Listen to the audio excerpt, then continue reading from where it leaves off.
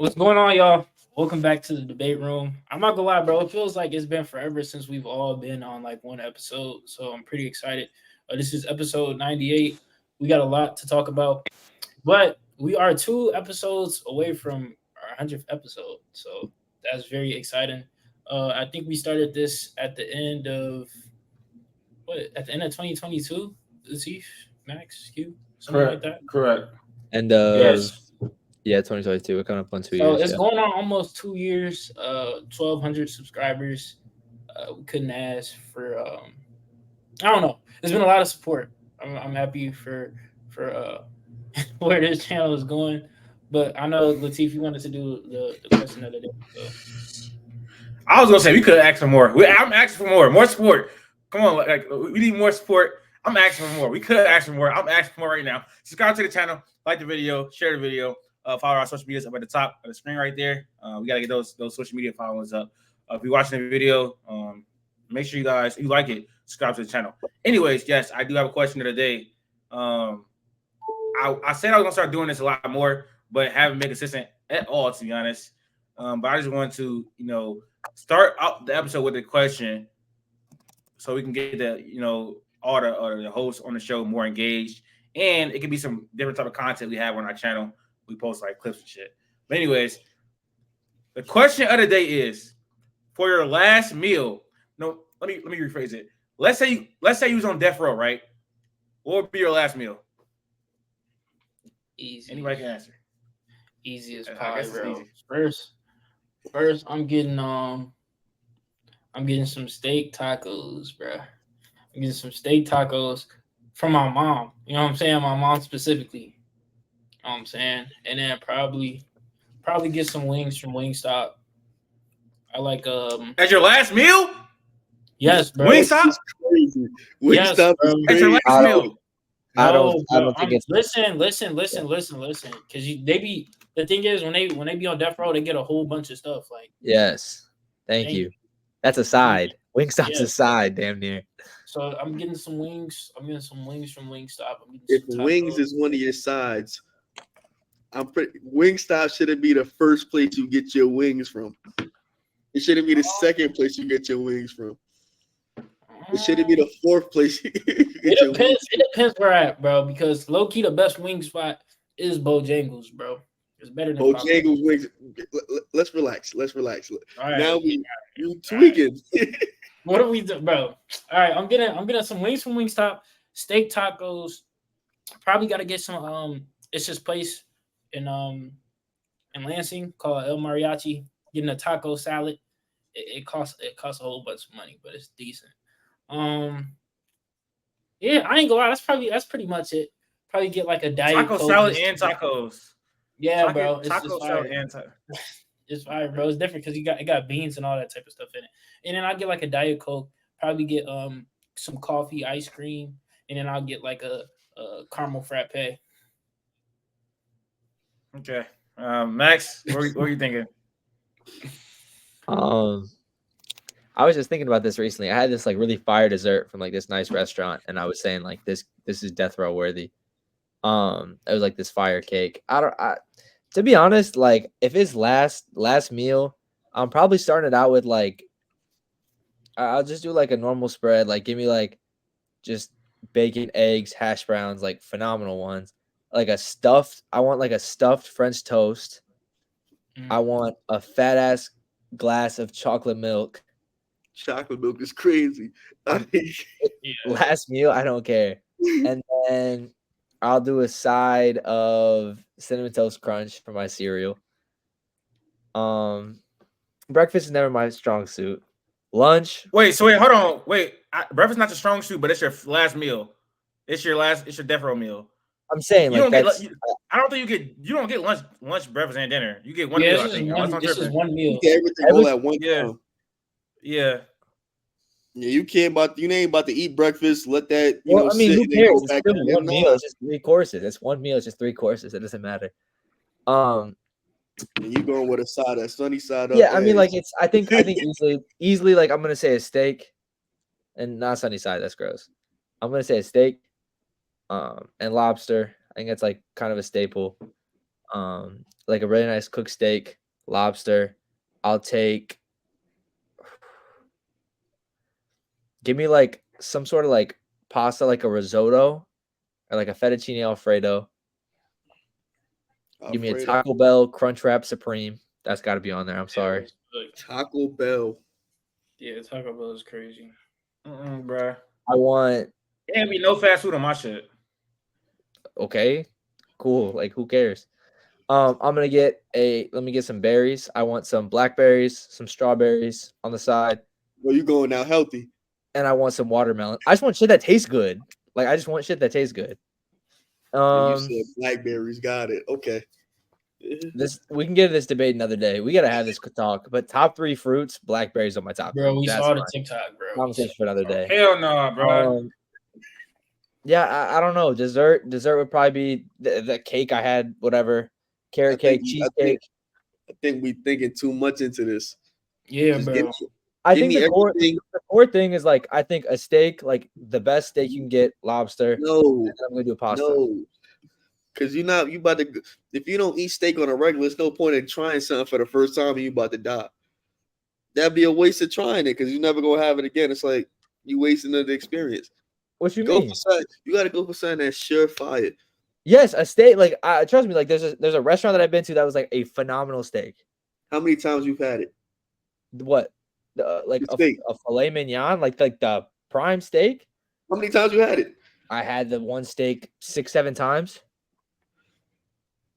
Yeah, that's no. What do you mean no? I can't get jiggy with that. I can't. What's your meal, Q?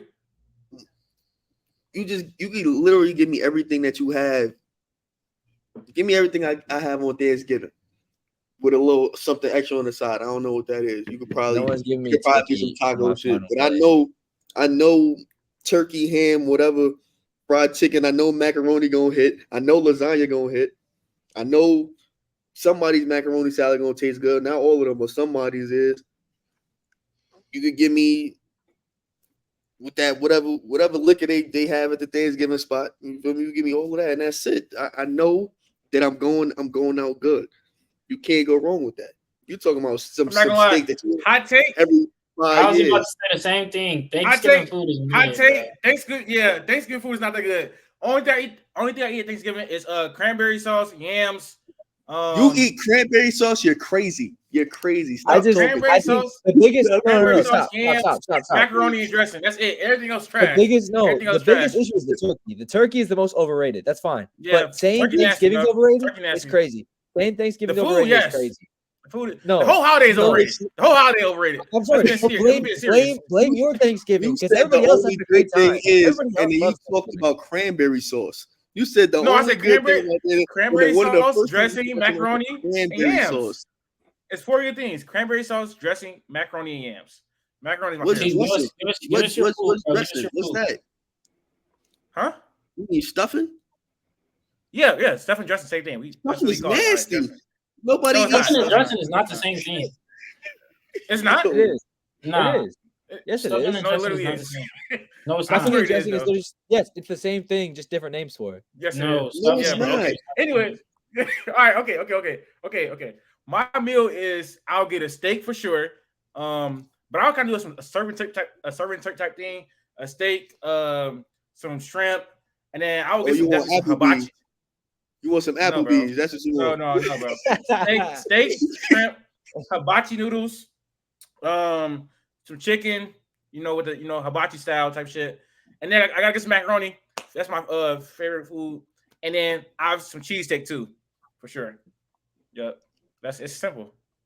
Bro, that's one. You gotta go more elaborate than that. I'm sorry, you guys gotta go like all out. You don't have to. Yeah. You don't have to go elaborate.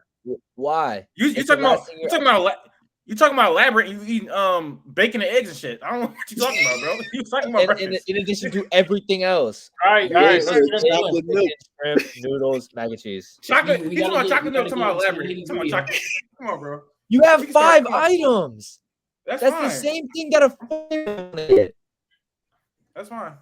No 5 items, cool. It don't matter how much you eat. You about to die, bro. Let's be serious. Come on, David. Exactly. It does not matter how much you eat. So that works both ways. That works both ways, bro. But let's go, Jay. Come on. All right. So the big move of the day is the swap for Alex Caruso and Josh Giddey.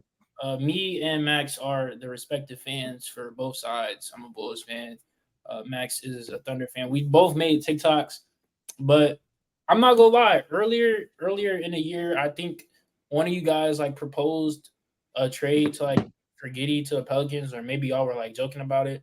I don't really know, like remember the whole situation. But I said I'm not a Josh Giddey hater. Like I always have seen the upside. He's just like not very good right now when it comes to shooting, finishing. He's not really a great self-creator right now because he can't shoot or finish. And when you're a playmaker and you can't do those things, you can't really, if you can't self-create for yourself, you can't create for others. So I feel like that's a problem. But now in the Bulls, I feel like he'll be able to possibly shine a little bit. Why? What do you mean? He has the ball in his hands. He has the ball in his hands more. Bro, Kobe White is right there. What are we doing? But go ahead. That's true. But you could play Kobe. You could play Kobe White off the ball. Play Kobe White off the ball. He could be. I don't know why you would do that. How? What do you mean? Because playing Kobe White off the ball, you have to have somebody that warrants that. Josh Giddey does not warrant that because his creation is not going to be efficient at all or conducive to team winning. I know Kobe White was on the ball with DeMar DeRozan. What makes you think they about to put him off the ball because of Josh Giddey? That just makes no sense. I mean, but unless you're trying to lose, and he broke out on the ball. Why would they put him back off the ball where they had questions about him? But go ahead, finish. That's a great question, but they acquired a playmaking guard who can only playmake. So what is your use for him? You have to put him off the ball. Pass, you mean pass, not playmake. Pass. It's the same thing. It's not. It's literally the same thing. You're getting a player who can only play make at the moment. So you literally have to put your scorer off the ball. Like that's something that you have to do to get the most out of Josh Giddey. Now the thing is, bro, they know that Josh Giddey has a whole bunch of upside. I don't know if you guys remember when Giddey got drafted, they had like the whole strengths and weaknesses, and they basically said like his weaknesses is his basketball, but he has like great upside. He's young. Okay. Fast. Can I go? I'm bursting at the seams. Like I can't keep listening to this, bro. Listen, speak, bro. Listen. Why? Just because a player is young, do we just automatically assume they have upside? That is not how it works. Just because you are young does not mean you have this crazy upside, all-star potential. He has not shown us that at all in OKC. When he got drafted, again, his weaknesses from the scouting report was literally basketball. He has not shown us anything? He can't shoot. He can't defend. He's not a good athlete. He can't really finish at all. It's nothing on the basketball court that he does that brings value. He's a negative player. Not to be harsh, but I really don't think Josh Giddey is a good basketball player. I mean, he's in a system. He was put in a system. He was in a perfect system for him with a lot of spacing, and now he's going to a team with worse spacing and a worse system for him. No, I'm not. I agree that it was a good system, low key. And if Josh Giddey was better, the Thunder would have been better because they needed playmaking. Because Shea is just not that type of playmaker. He's not going to get away with being. I don't want to call him a negative, but he needs to be a better playmaker. And a lot of people thought that his scoring would kind of overshadow that, but we saw that didn't necessarily work. But yeah, that's definitely what happened. If Giddey was better. First off, we know how I feel about Shea. He's not ready yet. He's just not ready. Anyways, right. If Giddey was better, then I don't want to say they would have went further, but it is what it is. But I don't necessarily. I just want to know why does he have upside though? Give me a reason. I need one reason why you have upside. Besides, because that doesn't mean you have upside. He's 21 and he's okay. I don't want to call him a good playmaker. I don't want to call him a good playmaker because he hasn't necessarily shown it, but he has like he's a great passer, bro. And if he acquires some type of, I think great is strong. He's not great. He's not a great passer. If he acquires some type of shot, some type of finishing, some type of self-creation, then that is going to open up his playmaking game, bro. That's all we need. Now, on the upside, like I feel like the ceiling of him, he could probably be like a 13, 14 point per game, 7, 8 assists type of guy. That's where I think his ceiling is. I know I saw people say he could be like 20 and 8. Is he not doing that right now? Is he not doing that right now? Is he not doing that right now? He's not shooting, and I don't think he's averaging 14. I think it's like 11 or 10 or something. This year in a down year, he averaged he's averaging 12 and 6 right now. No, 12 and 5. 12 and 5. Same 12 and 5. And his last year he averaged 16 and 6. So you talking about upside? That's worse than what he did in his best year. But hold on, I gotta take a call. All right, I'll say he could be like. I'll say he could be like a 15 and 7, 14 and 8 type of guy with better shooting splits. Latif, mute yourself. He's gone. I don't think it's that terrible. Now, I do think for Alex Caruso, a guy who can definitely elevate your team to championship level, we know what he can do on the defensive end. He can knock down shots. He's really just a great piece overall.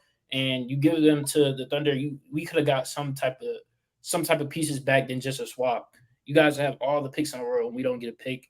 That's why everybody's frustrated with the Bulls. I am too. So this could literally be the worst trade ever, or it could be like a decent trade. But we won't know until it plays out. Max, you can go. On the Josh Giddey aspect. Again, I think where the Bulls are going is nowhere. Only thing you have is Kobe White. You just have Kobe White. It's the only piece you're really going to hold on to for the future. Maybe Pat will. He's a free agent this year, so I guess we'll see here. Is he, or is he just getting traded? Is he in trade talks? I think he's a free agent. So restricted, though, I think. So regardless, Pat Wills, whatever. They just have Kobe White. You make this deal. Caruso, I think, was going for like 2 first-round picks in the past. I think from that perspective, it's a bad deal. I think you'd rather have 2 first-round picks than Josh Giddey. Too bad you have Giddey now. I think to like literally just be shitty this year, be a bad team, and see what you can get out of Josh Giddey, I don't think is the craziest thing in the world. You're going nowhere anyways. Why not just see what you can get? This team is not good.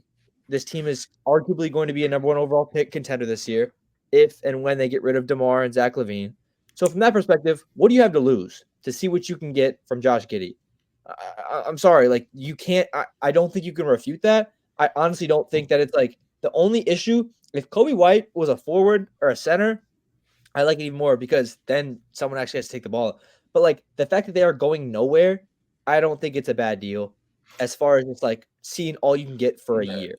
Hold on. Yeah, okay. This whole Bulls thing is kind of like they're bad. Like they're nasty. So bad. Okay. While I was going, did Jaden? Go ahead.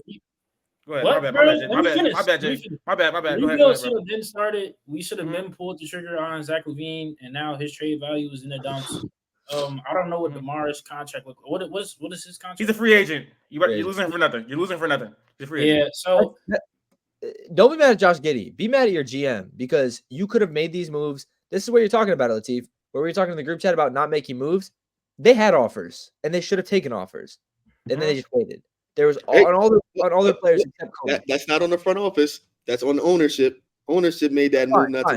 Fine. Okay, wait. While I was going, did Jaden ever explain why he has upside? Did Jaden ever explain why he has upside? No, he didn't. Okay. Yes, I did. Yes, I did. He said he could be 14 and 8 on better shooting splits. Okay, whatever. Is that not good? If you're a more efficient player, then that opens up the offense more, and then that's able for him to utilize his playmaking skills that he hasn't been able to show because he can't shoot. Passing because he can't shoot, he can't finish. If you become a better shooter, if you become a better finisher, then the defense is going to respect you more, and that's going to open you up to be able to pass and play make. I heard Max say this. It's not a terrible deal. Is that what you said? Is that what I heard you say? Is that what I heard you say? If you go back, I said when you look at it for what you could have got, it's a bad deal. Okay. When you look at it for what you could have got, it's a bad deal. When you look at where your team is now, it's even worse. It's bad. I don't think what are you going to get? Let me explain to you why it's bad. I didn't even go about the Thunder. Max, okay. I said it. I don't think. Trust me. I think we're talking about the Bulls side of this thing right now. So we're going to talk about the Thunder side. Won the deal. Like I'm not fighting that. Okay, I understand that. We're gonna talk about the Thunder too. We're talking about the Bulls right now. Let me tell you why this is a terrible deal. It's a terrible deal on every single facet. First of all, I want to say generally, the Bulls are the worst ran organization in basketball. If not them, it's the Nets, but it's probably the Bulls. They held on to these assets until they lost all their value. Zach LaVine has no value in the market. Alex Caruso was literally their best piece to trade, and they traded him for Josh Giddey, bro. Let's be serious. It was a terrible deal, no matter where you look at it. No matter where you look at it, it was a terrible deal. Because Josh Giddey is a restricted free agent. So basically, they have 1 year to see what they have. And if they don't have anything, you just trade Alex Caruso. No. They don't have anything. They traded Alex Caruso for nothing, literally. And so that's why it's a terrible deal wherever you look at it. To maximize Josh Giddey, he needs the ball in his hand. If he has the ball in his hand, it's taken away from Kobe White having the ball in his hands. Also, he needs a lot of spacing. He needs athletes because he can't do those things. He needs defenders. And newsflash, the Bulls don't have a lot of that. They don't have a lot of athleticism, shooting, defense. They don't. And that's why it's a terrible deal. It's a terrible deal any way you look at it. It's no bright side, nothings. Y'all, you're not a Bulls fan. Have a lot of athleticism. It's just a lie. They don't. Why? They don't. Why can Max, Josh? don't even say those words. No. What are you going to say? Zach LaVine, Kobe White, that makes DeMar it even DeRozan. worse. What? Zach LaVine doesn't play. Now listen. But you're saying he's not going to be on the team. He's not even going to be on the team. Now, first of all, Jaden, y'all keep trying to not y'all because you're Max is not a Bulls fan, but you keep trying to find some type of bright side. Bro, it's not bright. Oh, it's dark. It's not bright at all. This is a terrible move. It's no other way to look at it besides it was a terrible move. The only way you look at it, I guess, is that you're going to get the first pick. That's it. And maybe you get the first pick. Maybe. We see how lottery goes nowadays. You might not get it. The best case scenario is they end up with Cooper Flag next year. But you have 1 year. It's like the Justin Fields situation, kind of. You have 1 year to see if this player is actually good. Or it's worse, though, because you traded Alex Caruso, who is a valuable player. And if you lose, if he's not good, which he's not good, you basically just traded him for no reason. So Max, explain to me how this is any version of good or Jaden. To maximize from what you were saying, to maximize his play style and his play set, you bring him off the bench. Okay. Bro, I never. But you know what I'm saying? Like that's the only way. That's the only way I think. Hold on. Let me say one thing. That's the only way you can It's the only way you can do it. I agree. Kobe White needs the ball in his hands. Kobe White played very well. Kobe White deserves it. Kobe White, that's his team. I think that the only way to maximize and fully see what you have is that, and you're playing with a bunch of second tier guys. Still don't got the athletes or the shooters on the roster. But I'm saying you can't. But not everyone's gonna get a perfect situation. But I think that's the best thing you could do. It's gonna look just as bad if he starts or if he comes off the bench. But at least you get to see his passing and not with Kobe White or anything.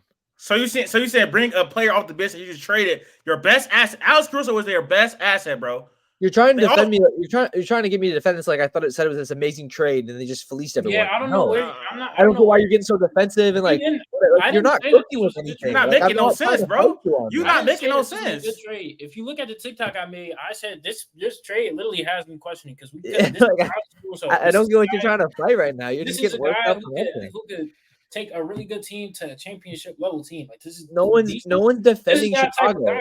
Max, please shut up. Let me talk. This is that type of guy. You really just gonna say this to me. I don't get what this is about. Because you're talking while I'm talking. You do the same thing.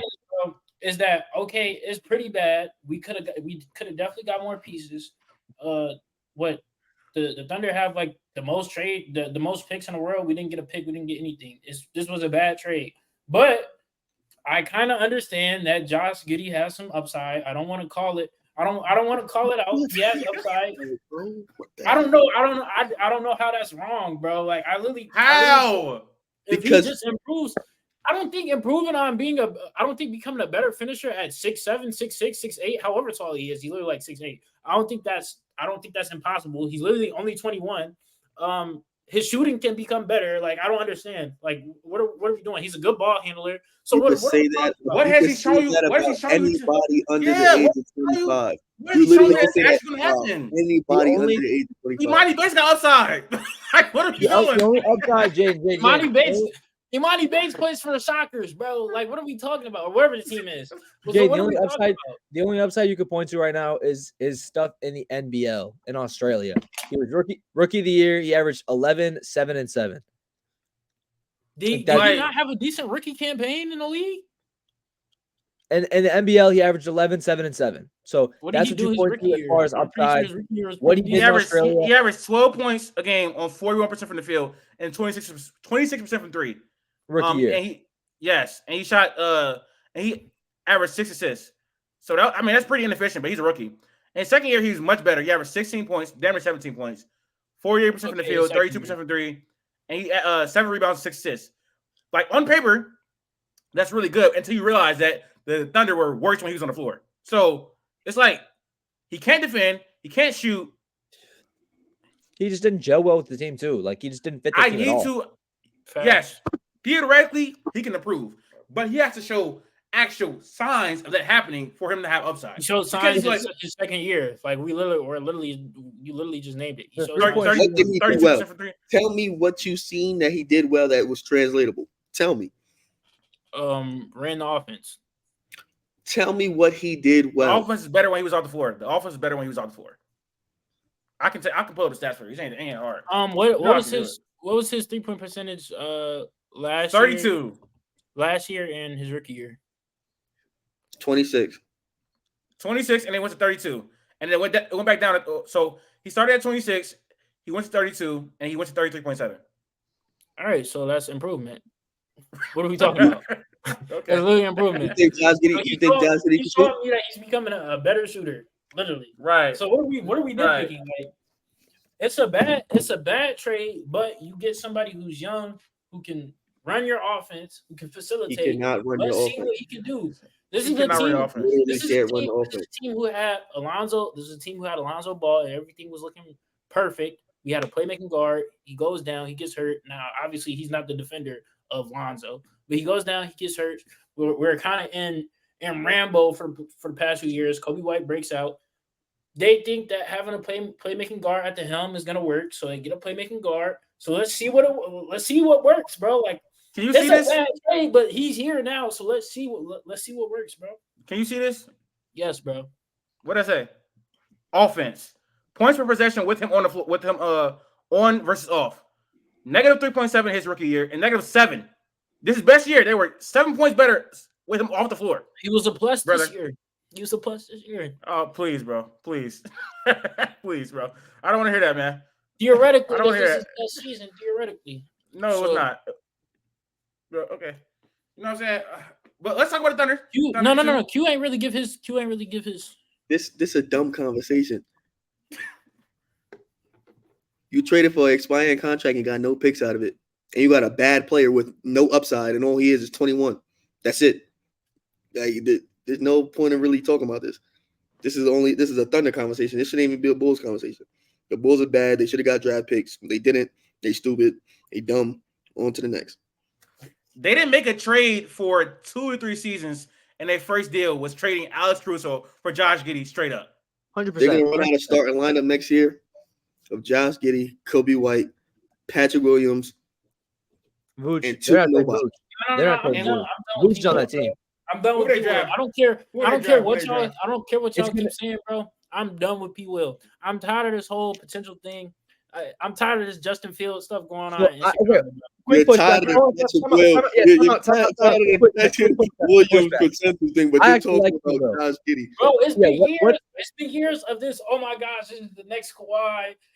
Nobody's saying that. It was his rookie year, just his rookie year. Please, if he takes initiative on an offensive end, he could be bro. I'm tired of it. How many years? I don't get how you have 4 or 5 years now, bro. I don't know how you gave up on P. Will, but you believe in Josh Giddey. That doesn't make sense to me. 4 or 5 years. It's been 4 years for Josh Giddey, bro. This is his 4th year next year, I think. Yeah, you got 4 years of Patrick Williams compared to 3 years of Josh Giddey. But that's somebody who's playing alongside an MVP caliber player Jada, Chet. Like, come on, bro. He just didn't. Patrick Williams. Patrick Williams was DeMar in the MVP running that 1 year. P. Will was looked at as somebody who could have been like a focal point of the offense, and he just never like. When was he ever look like that? When was he ever? That's not what he was drafted for. That came out wrong. He was like I believe his second year he was looked at as somebody who could take more initiative and be more aggressive, especially after the summer league. Everybody thought that he was going to be a major part of the offense. Just his aggressiveness. We all want him to be aggressive because he can score. Like, he can really score, but he just doesn't want to. So, yeah, I'm tired of it. Max, let's get your thoughts from the Thunder perspective. Yeah, it's great. I made my TikTok about it. Again, looking at our perspective with Josh Giddey, fuck the potential, whatever. This is about the best we could have gotten for him. I think any other deal he's thrown in, we have to add a case in. We have to add a Lou Dort and picks and stuff to go get someone. Getting Alex Caruso right now on the contract he's on, I think he's eligible for an $80 million contract next year. Like, isn't it? I think it's 4 for 80, which puts him on a similar timeline to Lou Dort. So this year, like, I don't know how old is Alex Caruso. Is he like 31? No, he's 30. He's 30. He's 30 right now. I think he's got obviously like whatever. He's got some years left. It's weird because it's like I don't know how old Lou Dort is, but Lou Dort's right now making like 23-4 mil, right? Alex Caruso 20. I think he's making 20. Are you sure it wasn't more? I thought it was cutting up more. I don't think so. I'm about to look it up real quick. I thought he got more at the last couple of years of his deal. He is making 17. No, he's making 15, 16, 17. So yeah, 16-5. So this year, I think Caruso's making whatever, 9 mil or something. He's on the end of his 4-year, $36 million contract. Having Kaysen, Lou Dort, and Alex Caruso right now, not saying what's going to happen if we make a trade or whatever, is 3 elite wing defenders in this league, 3 elite guard defenders in this league. It's huge. But it makes Lou Dort especially expendable. If we need to go out and get another star, we still have Case and Alex Caruso to back it up. Alex Caruso has experience. He's the only guy on the team now with a championship ring. He's a vet. He's an all-league defender. He's done it before, and I think that brings a lot to a very young Thunder team where our vets, Gordon Hayward, but like he just came over here. Kenrich Williams is a vet, but just because he's been on the Thunder for a long time, he's not really an NBA vet. Like, getting experience and getting Alex Caruso in here is huge. Getting an all-league defender who can shoot the 3-ball is huge. Getting a guy who has playoff experience is huge. I think this will pay dividends when we're at the same time next year and we're trying to compete again for the second or whatever, first, second, third round, however far we might get. I think it's huge, very minimal to give up. I think this Josh Giddey thing obviously didn't work out fine. Getting Alex Caruso back, I didn't even know there was a swap. I don't know what year that is for, but whatever. It's huge. I think it's very, very big. I think it gives us a little flexibility this year. I don't want to pay Lou Dort and Alex Caruso both $20 million a year for the foreseeable future. We got to pick one. And I think the trade kind of involved Alex Caruso being part for our future. So I think he's going to get chosen over Lou Dort. But I don't know. I didn't expect it to happen at all. I got out of work and I saw the text from you guys. And I was shocked. There's a possibility they both get flipped at the deadline. Caruso and Dort? Yeah. It's a wild little fantasy, but it's a possibility they both get flipped. You're saying if we do bad? Nah, just because I don't think if there's a star on the table or something like that, you could throw both of them. I don't think we give up both. I don't think we just put it all on Kaysen. I wouldn't. I think we got to keep. I think we keep Dort, or I think we keep Caruso. I think Dort becomes expendable. I think now Dort's like our quietly our big trade piece, as big as it will be. But all of our picks and then Dort. Would you rather pay $20 million to the 30-year-old or $20 million to the 24-year-old? Yeah, I know, but would I rather pay to the what? What Caruso shoot 42% this year? 41. Like that. 41, 1% off. I agree. Age is a huge factor. But a 4-year deal, 34, right after 34 is where I feel like he'd be tapping out as far as what I'm expecting from him on the defense side of the ball. So I don't know. It's just a matter of how much is Lu Dort actually going to be better. Is he going to develop that consistent three-pointer in the playoffs that he didn't really have all the time? Like, again, it's decisions that I'm happy to have now. You know what I mean? I'm happy to have decisions. I'm happy to have the conversation where we can have different roads to go down. We have different pieces to trade. We can do other stuff. We're not locked into one thing now. So the big thing is just we are trying to stack up on our elite role players like Boston did this year. We're trying to get Alex Caruso. We have Lu Dort. We have the Isaiah Joes. You know what I mean? Aaron Wiggins, who are just really good role players. Hopefully can develop into better role players, or we could flip for other guys. All right. Q or I'll shoot. Bad.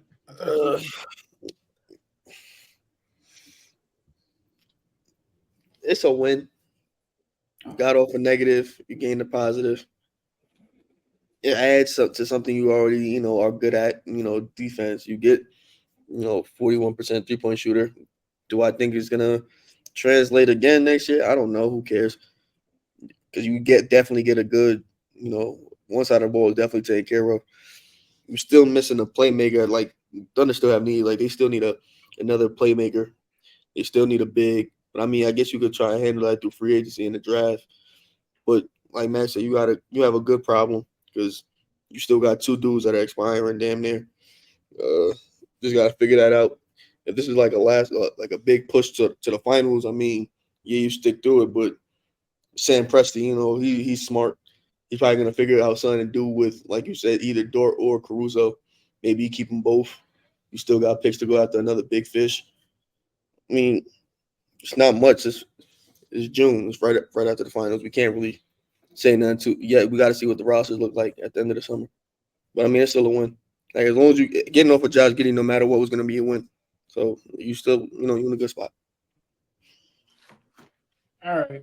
That kind of wraps up our Caruso Giddey trade talks. I didn't even say anything about the Thunder side of it, Jaden.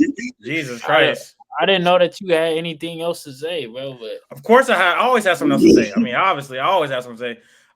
I think this move signals that the Thunder are serious. They know that unpopular. I mean, what is it? Never mind. I think that they are serious because, unlike popular opinion, their championship window is not some crazy long championship window. I know Max said that. It's really not.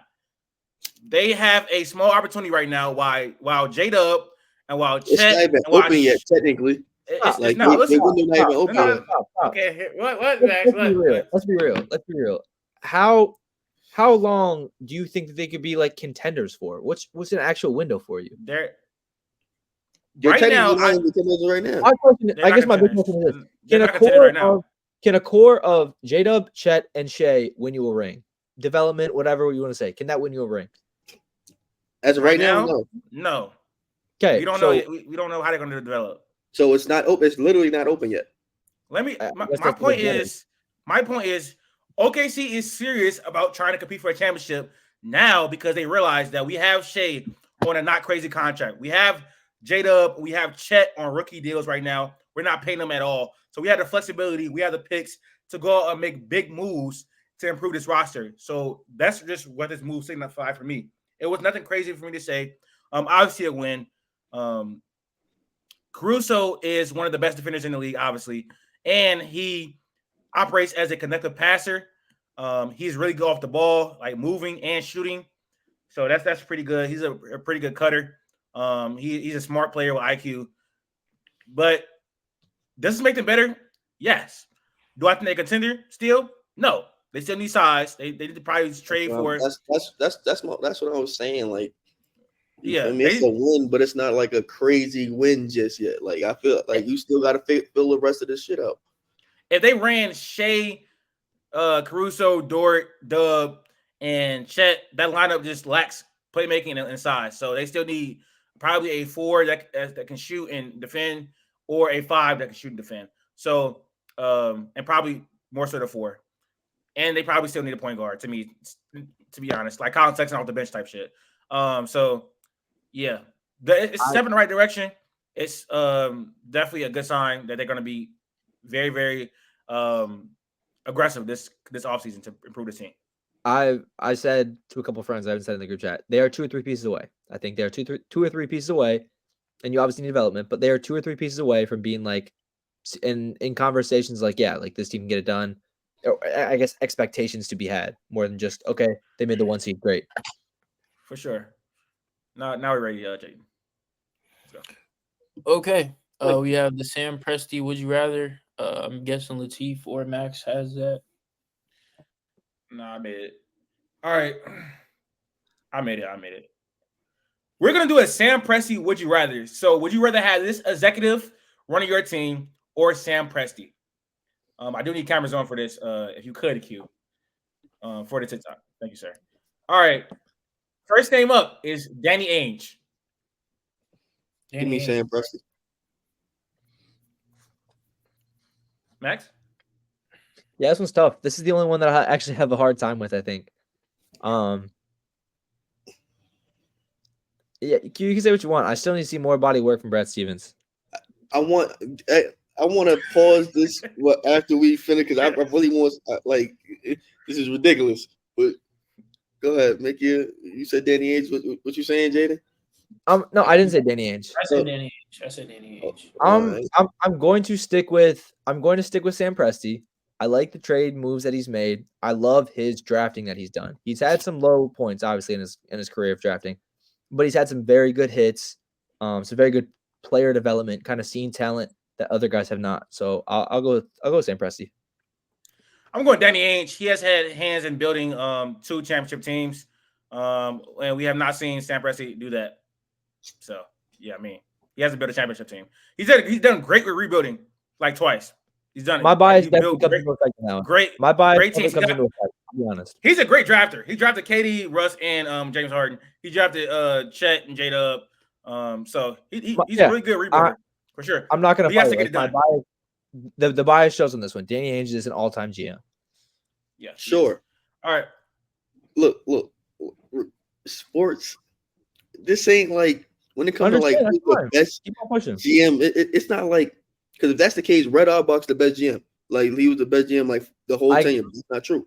You know what I'm saying? Because you still got to update your resume.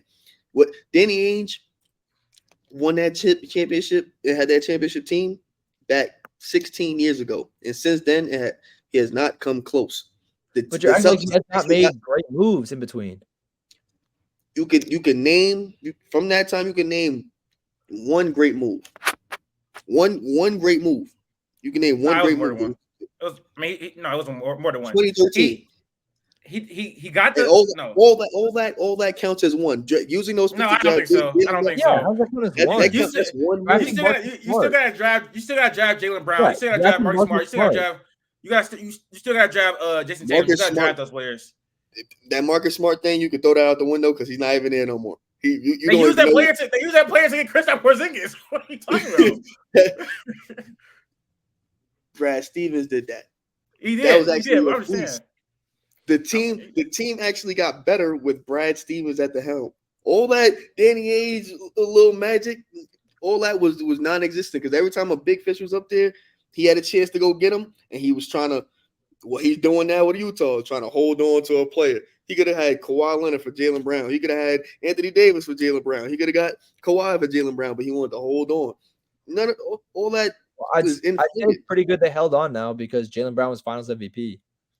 What is but Sam Presti hasn't got a championship though. Like he hasn't. Danny Ainge still making great moves though. He's still making great moves. Is Bob Myers a better GM than Danny Ainge and Sam Presti? All time? No. Nah. When Bob Myers was the GM of the Warriors, he was playing GM better than Danny Ainge was because he won championships. Since that's what it is. But again, winning that championship in 2008 don't mean he got it.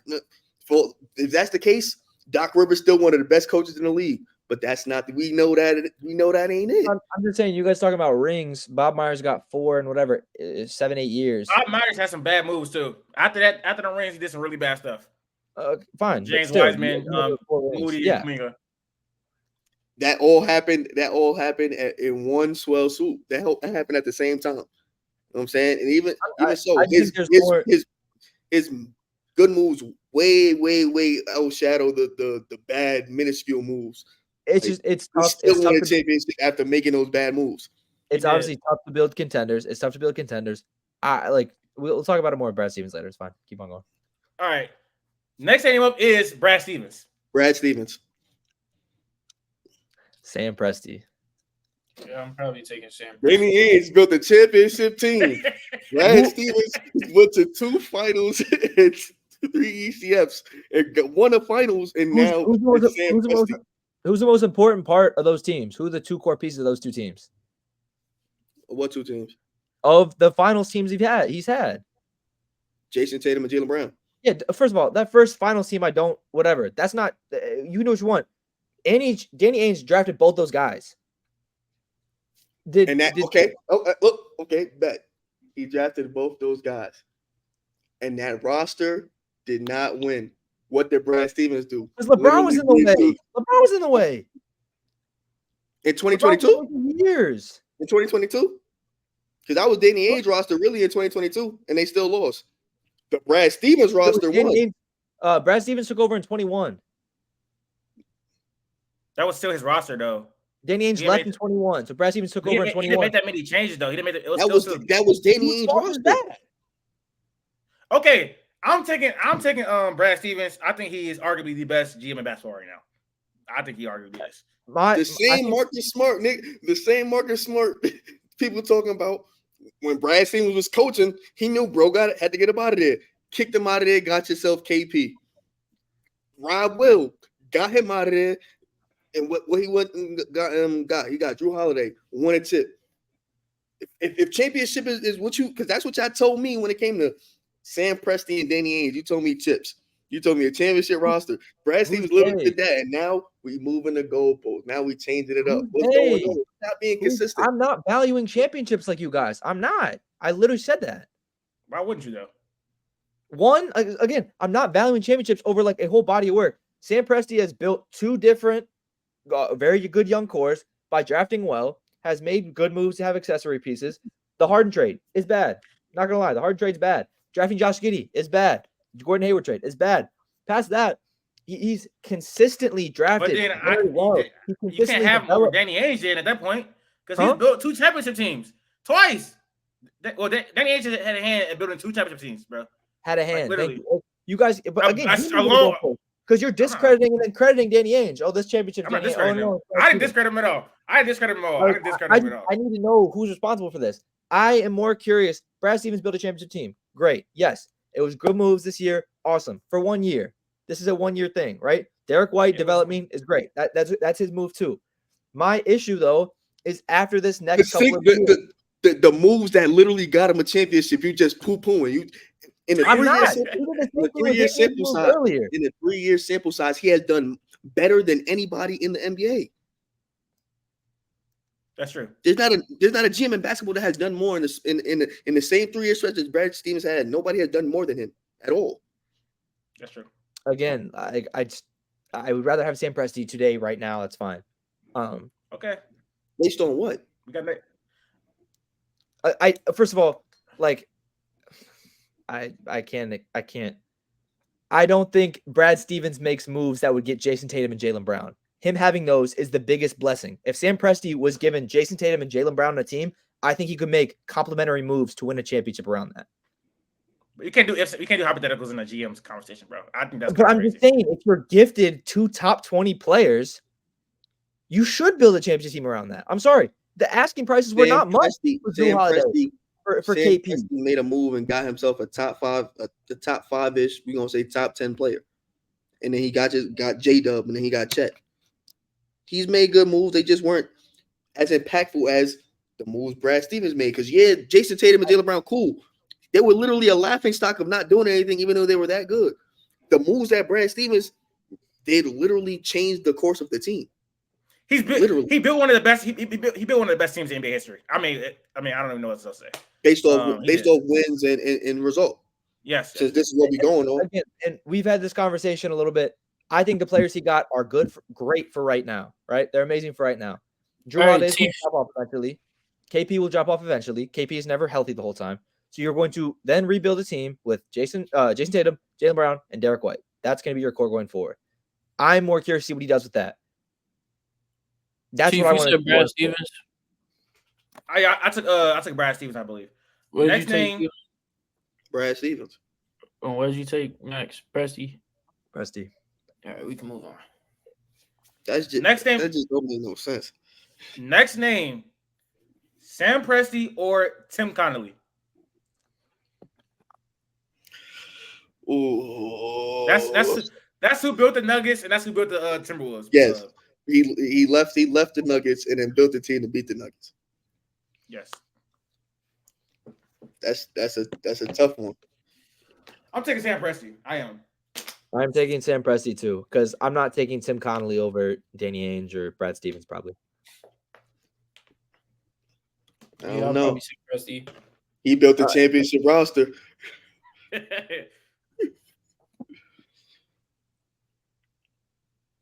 You give me Sam Presti. All right. But by a little bit. I got two more names. Next name up is Daryl Morey. This should be easy, y'all. Let's be serious. Yeah, I don't know. I give Daryl Morey credit for putting his nuts on the table all the time and trading for stars all the time, going all in on countless occasions to try and get championships. But the collateral is always bad. He was able to get out of it with Houston. Sam Presti, bro. But like he always leaves teams deprived and just done with assets. So Houston pulled one out, but yeah, I'm going with Sam Presti. It's Sam Presti. I don't even know why he went on that monologue. Yeah, Daryl Morey's Daryl Morey. His whole career is based off of two guys right now, GM wise. Damn, that sounds so similar.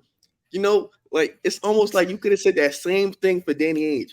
Like you could have said that same thing. Yeah. I was gonna say Danny Ainge too. That's interesting. Brad Stevens is based off of what? One player? No. Moves. What the hell, yo? I don't. Brad Stevens has been a GM for 3 years. All these other guys. Three trades, and two coaching hires. Got him to 2 finals and got him a ring. Okay, whatever. He walks into an amazing situation. That was getting laughed at for not winning. Whatever. All right. Next name up and the last name is Pat Riley. All-time Pat Riley. But current day, Sam Presti. It's Sam Presti. Let's be serious, y'all. Pat Riley has not done anything really crazy in the last I knew you were gonna say in the last, bro. 10 years. What are we talking 10 about? years. It's been like 10 years, bro. It's been a decade since he done it. Like, let's be serious, y'all. He has not done anything in 10 years. Sam Presti is definitely cooking now compared to Pat Riley. Really, this is the guy who says V's is better than Kanye West. Like, bro, what are we doing? Okay, put context in that. Put context in that. No, bro. I said in 2024. Oh my God, in 2024. In 2024, V's is better than Kanye West. Yes, bro. I don't know. I'm talking about a body of work, bro. I'm taking Pat Riley, bro. We haven't been operating over body. We haven't been doing that the whole time. If we can't do that, like I said, if that's the case, Doc Rivers is one of the best coaches in the NBA. Has to be. Or body of work. Has to be. But that's not what this is, bro. What have you done for me lately? Yeah. Nobody has done better than the NBA. Chris Paul, one of the best players in the NBA. I think having a history of successful moves and concurrently making successful moves is big. What Pat Riley done in the last 10 years? I'm not saying Pat Riley. I'm defending Danny. I'm not defending Brad Stevens because he ain't had a job that long. So that'd be your only problem. You're just knocking Brad Stevens because he ain't had a job that long. Yeah. What are we doing? Pat Riley did that? Pat Riley? Or was it Eric Spoelstra? That was Eric Spoelstra, not Pat Riley. Yeah, that was nasty. That was nasty, Jade. Well, I'm done with the Would You Rather. That's the last name. We can move on. All right. Next topic. Lakers hired JJ Redick today. I said that was the big news was Alex Caruso. I feel like Alex Caruso that whole trade kind of overshadowed that. Me personally, I like the hire. I don't know all the other candidates. Maybe Latif, you can fill me in because you're like a Lakers fan. But I like the hire. I feel like he's built. I feel like he's built a rapport with players all over the league. We've seen him do his podcast. He has a great knowledge of the game. I feel like a lot of players respect him. just watching his podcast, we know like he knows all the schemes and know where everybody should be when he's commentating over games. He just has a deeper knowledge of the game.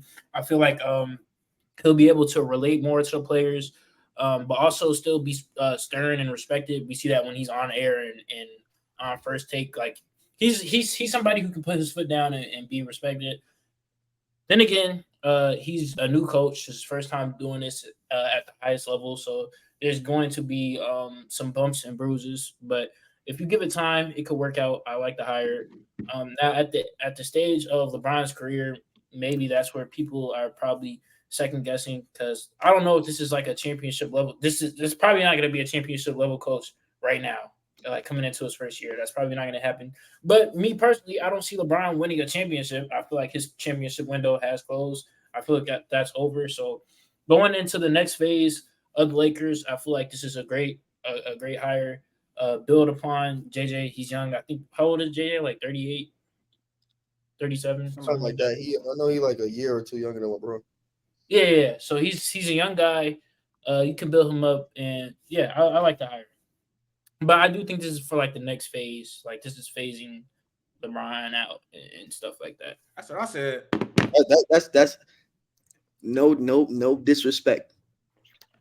That's probably the best take you had in like 2 months. I'm not gonna lie. Like that's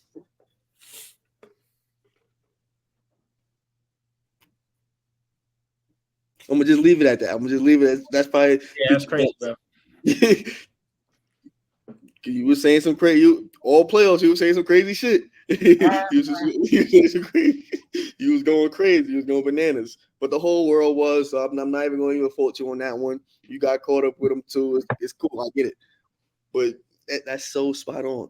People all up in arms about the podcast. That been in the work for years. Like that been in the work for years. I'm pretty sure when they started it, it was like, yo, we're gonna do this, and then I'm gonna try and get you to be the coach of my team. I'm pretty sure that never, ever was even a thing. Obviously, people know JJ Redick go with the X and his O and the X's and O's, so he could run a play.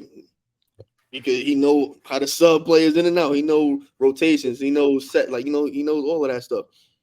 What was some of the issues that Darvin was having? Those same things that we know for a fact JJ Redick knows how to do. So you literally, from that standpoint, you literally upgrade him. The only thing you're worried about with JJ Redick is if he can connect with the players and players will respect him and listen to him, and can he coach LeBron, and will LeBron listen? Can he coach AD? Will AD listen? That's the only thing you should be worried about with this hire.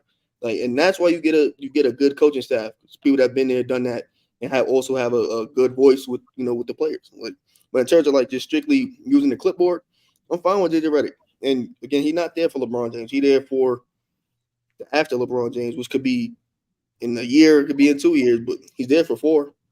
I don't think with LeBron and AD, you're going to be so terrible that he gets fired in 2 years. I doubt that. So, I mean, it should be a W. It may have some skepticism, but it's an okay hire. Not too crazy. I want to see it on paper. I want to see what happens to really judge it, to be honest. But I think it's unprecedented. We never really we have seen examples of this, right? But it happens. It's super rare. I think it's super rare, to be honest. Those examples, like we was talking about it earlier, like Pat Riley went from the bench to coaching with no coaching experience. Phil Jackson did the same thing. Steve Kerr did the same thing. Mark Jackson kind of did the same thing, but Mark Jackson was the assistant. But those of the first 3, they still had like ties to the organization. Or Steve Kerr, he was a GM, so it's not like, you feel me? He been in the building. The only thing with JJ Redick is he hasn't been in the building. Like he hasn't been in a franchise's building for some time. Like he's been on TV.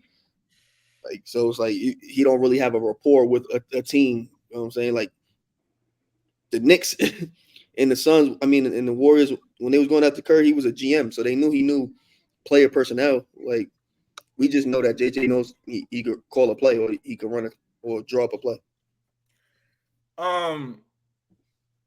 I think JJ Redick's success is going to be built on who he brings in as assistants. He is a young head coach, first time. He needs some great assistants. He's a great offensive mind. I think the plays, the sets, the Lakers are going to be running a lot of organized offense. I think that should be fine. What they need help with is defensively. They're going to need help, even though they have AD. They're going to need help on the defensive end for sure. But we just have to really see how it goes. I think he's going to be able to connect well with the players as well. I think he's going to be a player coach. I think his biggest thing is going to be how to manage egos. That's an underrated part of being an NBA coach. Managing those personalities and egos in the locker room is what makes Steve Curry so great. So if he can kind of like follow that and manage egos, set a culture, that's going to be one of the biggest things. But I think this was obviously a move for after LeBron, because that's what he told him. He said, hire a coach with AD in mind, or I'll hire a coach with the future in mind. And this is not a hire that screams to me like, yeah, they're going to rush this process. He have a bad year one. They're going to scapegoat him. That makes no sense. Because like, why would you even hire someone without any coach experience at all, and then give up on him after 1 year? That doesn't make sense to me. And I know the Lakers do stuff that doesn't make sense all the time, but this would kind of be like insane. So that's my take on it. Max? Not much, to be honest. I really don't have a lot to say. It's just going to be like my take is I don't know. It's an experiment. I'll be curious to see it. I agree 100% though. It is on his assistant coaches. I'm curious who he brings in. If he brings in Rondo that he's thinking. I keep seeing stuff about, or if he brings other experienced coaches, players, whatever he decides to do. It's going to be like I can't give it like a game by game unless it's so bad. I won't be able to really judge it. I feel like till the end of the year. I don't want to be in the game by game basis, right? He's terrible. He's great by like week to week thing. I want to see at the end of the year what he does with a full body of work of a year, of a whole season, and see where this Lakers team's at. Leaving a broadcasting job to go into the stress of being a Lakers coach is nuts. Oh. I'm not gonna lie. So he must be a pretty confident guy. That's kind of nuts. I don't know. And that's why he's gonna have to like really be a player coach. He's gonna have to be on that Steve Kerr type. Because you've seen JJ Redick talk crazy to Stephen A. Smith on air. You feel me? So he probably with that same vigor go say whatever to Rui, and you don't know if he's gonna take it that type of way. Because the X and O's is cool, but like if you watch an NBA game, you could go a 5-minute stretch without even looking at your coach. Because at some point, you know, you got LeBron and AD out there, you could just run whatever, see what happens, and then at timeouts, then you back out the clipboard or whatnot. But like you really just going through the game throughout the game. You're really only there for the specific moments, the timeouts, like certain, you know, out of bounds plays and things like that. He's gonna have to like.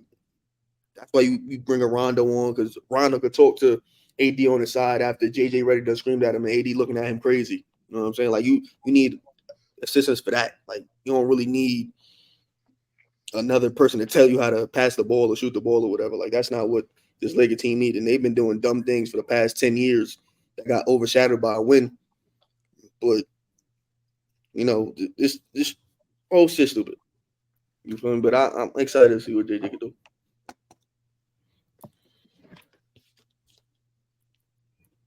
All right, are we done with that? Hello? Yes, yeah, host. I'll be honest, bro. It's like 10 o'clock, and I'm out of it. That late. Boy. It's not that late. Let's not lock in.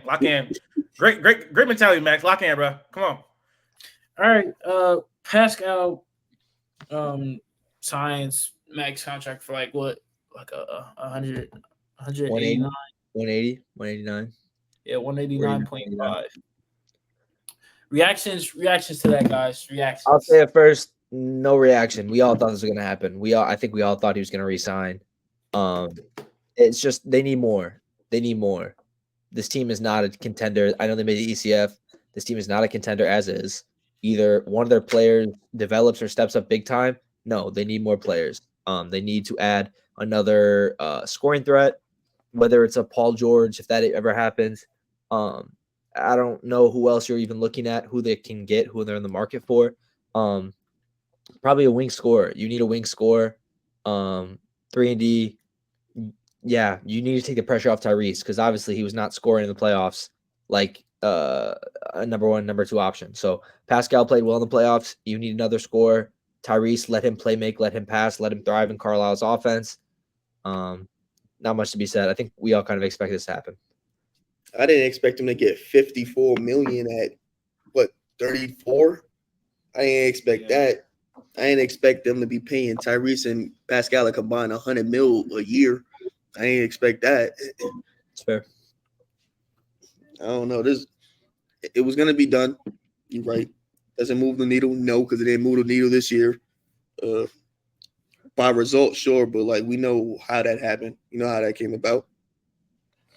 This is just putting them in the same spot they're gonna be in for the next 3 years, unless Ben Mathurin turns into a 23 point per game all-star caliber player, which I doubt is gonna happen. So I mean, kudos to them for keep staying relevant. It was obviously once they traded for him and he was on the last year's deal, they had to re-sign him. But I think it just means they're gonna have to really rely on their developmental system, developing these players. I think Atlanta's gonna be a good team in the East, to be honest, but they need more defense, and I think they don't have the craziest flexibility in the NBA. They don't have that many assets because they traded 3 first-round picks for Siakam, and they don't have that much cap space either. They're probably about to lose Obi Toppin, and if they do bring him back, then it's like, what do we drive Drace Walker for? It's going to be another year of him probably not playing. But they got Andrew Nembhard, who could potentially develop maybe. I don't know how he also about to get paid. I think he can be like a 20-point per game scorer. With Tyrese Halliburton right there with the ball in his hand like that, I don't know. And Siakam there too, so it's kind of hard to be a 20-point per game scorer when you're behind 2 people. And then you got Mathurin too. It's like I don't know. They're gonna be they're a talented team. It's like I don't know. It's like paying for someone like this that's not going to increase your ceiling is, you know what I'm saying? It's whatever. And then I don't know. I think they should have front loaded the contract. Maybe give him that $54 million in the beginning of his contract instead of giving it to him when he's 34 and probably past his prime at that point. Siakam doesn't really rely on athleticism like that. He's a really skilled player. Contrary to popular belief, he's really skilled. So it's I don't know. It's not really much. To be honest, it was just something that happened and we had to talk about it on the show. We're being serious. Yeah. Like this no needle. I guess they think they don't know what they technically don't know what their team can look like because again, their playoff run was filled with injuries, so they don't know exactly how they would have done. We do. Like I'm pretty sure Dame and Giannis play. I'm pretty sure they don't make it past 5 games. You know what I'm saying? But hey, they just banking on some what ifs and like you said, development. They're about to be paying $125 million a year for Tyrese, Pascal, and Andrew Nembhard. Good luck. All right, we got trivia, right? Yeah. The draft is rolling around next Tuesday. So I'm going to give you 4 players from each draft class. I'll give you a player. You can give a guess, player, guess, and it'll slowly get easier. But basically, I'm going to give you 4 players from the same draft class, and you have to guess what draft class these players were all part of, if that makes sense. So we are going to guess that draft class. First up, the first player is Luke Babbitt. Damn. I don't even know who that is. Luke Babbitt? No, bro. No, I don't. Call me a cash. Hold on. What team he got drafted to? This is 2011. Wrong. 09? I'm giving you guys one guess around because if you guys don't get 3. Yeah, you guys don't get 3 guesses. You're out in 2. Next up is Landry Fields.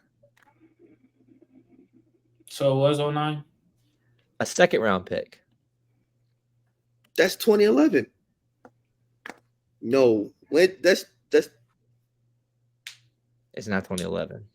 According to Basketball Reference, it's not 2011. So 2013. Maybe in a different year. You guys got to come to a consensus because I'm not going to say, "Oh, is that a real guess?" No. Landry Fields and Luke Babbitt is 20. That's 2010. I need a consensus. I've heard 2010. I'm going with Q. 2010. We're rock with it. I think it's 09. Well, we have one more guess. So are we doing majority rules, or are you guys giving a consensus? I think it's 09. But we can go. You can go 2010. Good job for listening to Q. It is 2010. Yeah. The next two players would have been Patrick Patterson and Al Farouk Aminu. I know Patrick Patterson was 2010. Yeah. That's the Kentucky team. The whole Kentucky team got drafted 2010. Yeah, that's 2K11, bro. Next draft. Your first player is this. Honestly, this could give it away. I don't know, but it's Marco Bellinelli. Isn't it like 08, bro? Marco Bellinelli was. Did Marco Bellinelli spend time overseas? Like he got drafted before and then. I think so. Probably. That's what all of them really do. Ball knowledge, Jaden. I feel like I should know this. I don't know what year Marco Bellinelli got drafted. I'm not gonna lie. I think it feels like an 08 type person though. This KD draft.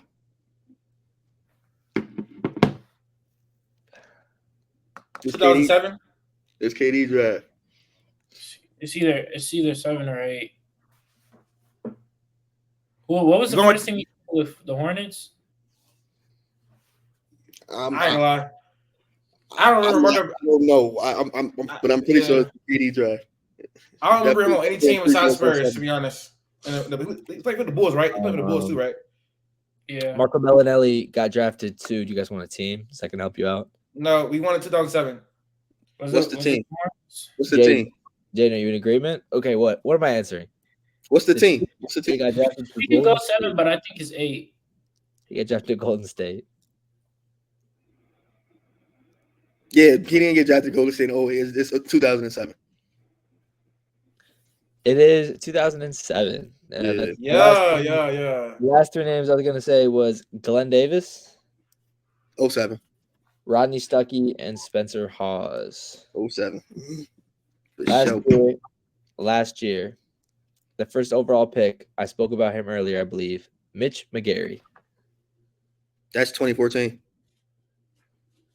I don't know what it is. We'll go with that. OKC. I thought he was about to. I thought Mitch McGary. Nope. He was always ass. He was always buns. No funny. I'm like, oh, he a lefty. At the time, lefties was good. I'm like, yeah, he about to violate. He was pulling up. Yeah, it's 2014. He was always ass. Don't let that, whatever. He had a championship run a year prior or something.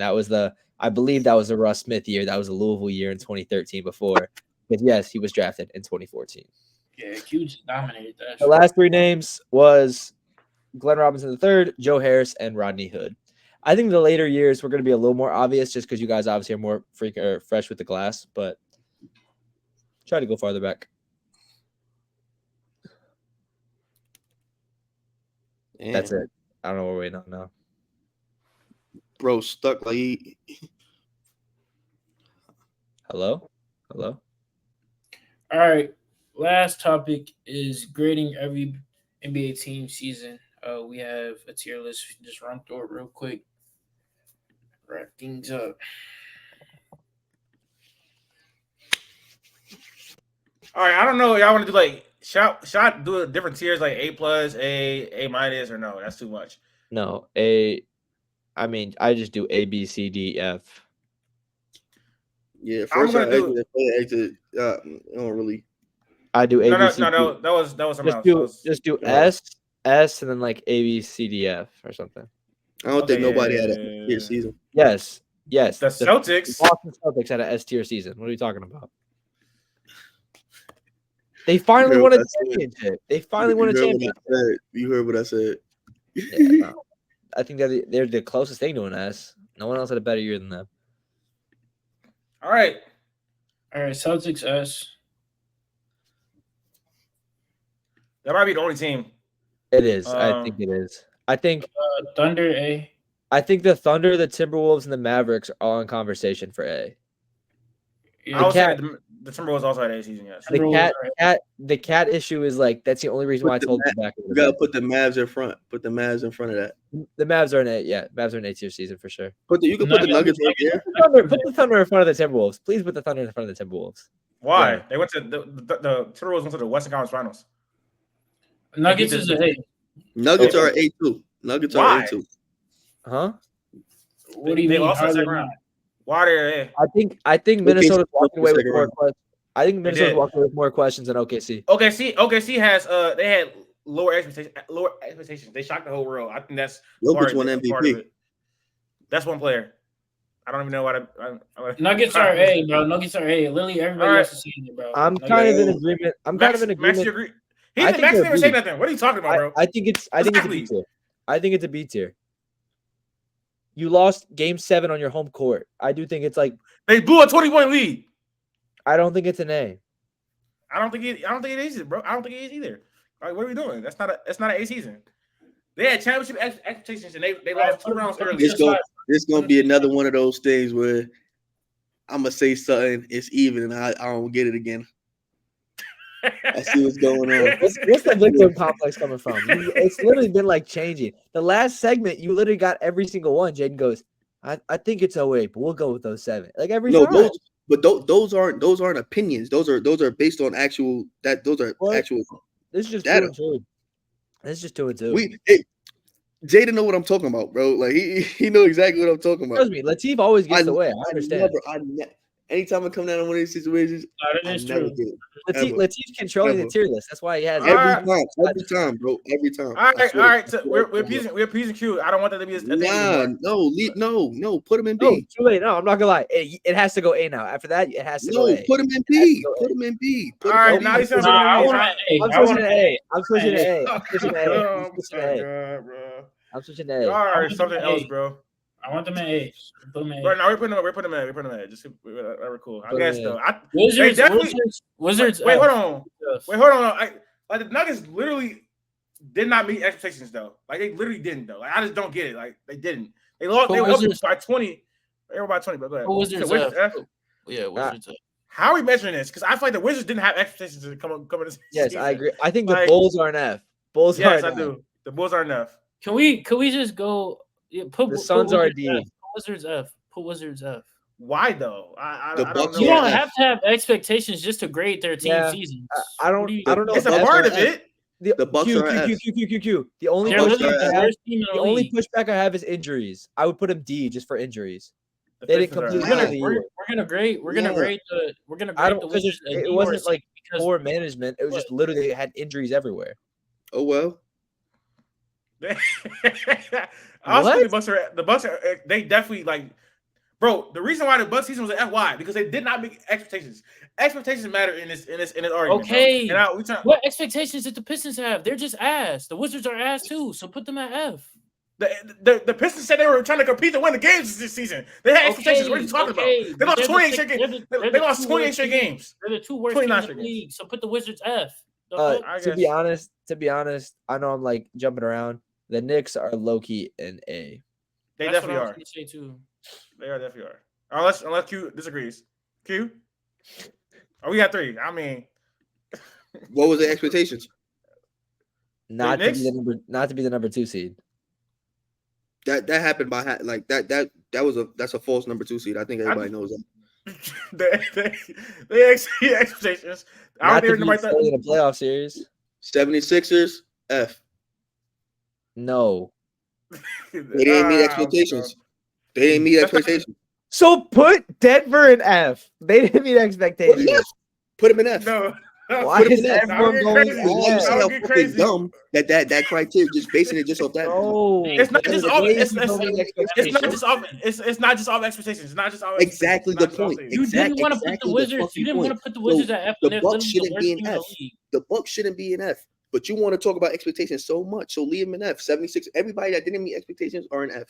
I'm not saying that. I just think it's a part of it. The Bucks shouldn't be an F tier team. They're not on the level of the Bulls, the Wizards, and the Pistons. It's just stupid. I think the Bucks should be in C or D.